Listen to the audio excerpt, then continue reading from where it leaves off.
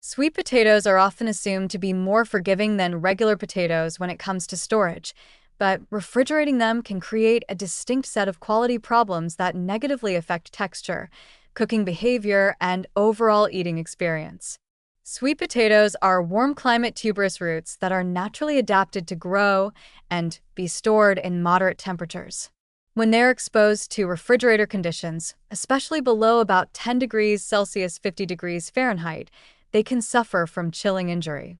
This cold stress disrupts normal enzyme activity and alters the internal structure of the root in ways that are not always visible from the outside, making refrigeration particularly deceptive and problematic.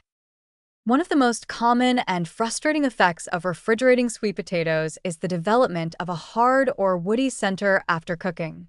Cold temperatures interfere with how starches and sugars redistribute within the sweet potato during storage. When later exposed to heat, these disrupted starches fail to gelatinize evenly, resulting in a texture where the outer portion may soften while the core remains firm, chalky, or resistant to cooking. This uneven cooking cannot be fully corrected by extending cooking time. Instead, the exterior often becomes overcooked, dry, or mushy, while the center remains unpleasantly hard.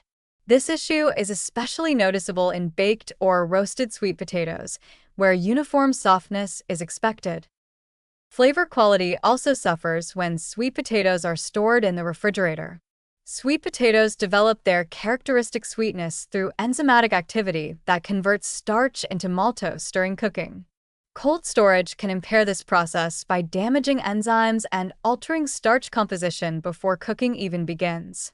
As a result, refrigerated sweet potatoes may taste less sweet, oddly bland, or unevenly flavored, with some sections tasting dull while others are overly sugary. This inconsistency reduces their appeal in both savory and sweet dishes and makes reliable cooking results difficult to achieve. Texture degradation extends beyond the hard center problem. Refrigerated sweet potatoes can become fibrous or dry, particularly after roasting or steaming. The cold damages cell walls, causing moisture loss during cooking and preventing the smooth, creamy mouthfeel that properly stored sweet potatoes are known for. In mashed preparations, this damage can lead to stringiness or graininess rather than a cohesive, velvety texture. Once these structural changes occur, they are irreversible. Bringing the sweet potatoes back to room temperature will not restore their original quality. There are also spoilage and waste concerns linked to refrigeration. While cold temperatures may appear to slow visible decay, they can actually make sweet potatoes more vulnerable to internal breakdown.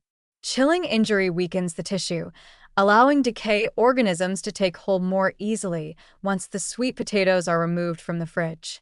This often results in unexpected soft spots, sour odors, or internal browning that only becomes apparent when the sweet potato is cut open.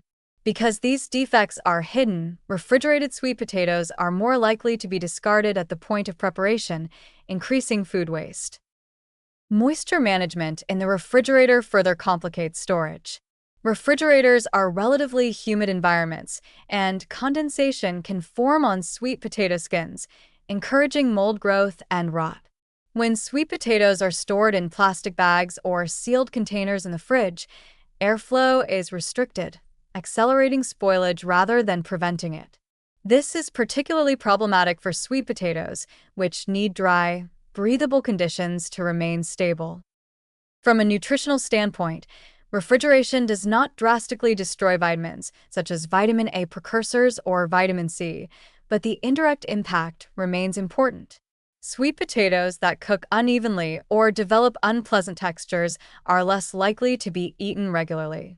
Over time, this reduces intake of a nutrient-dense food that otherwise offers significant benefits.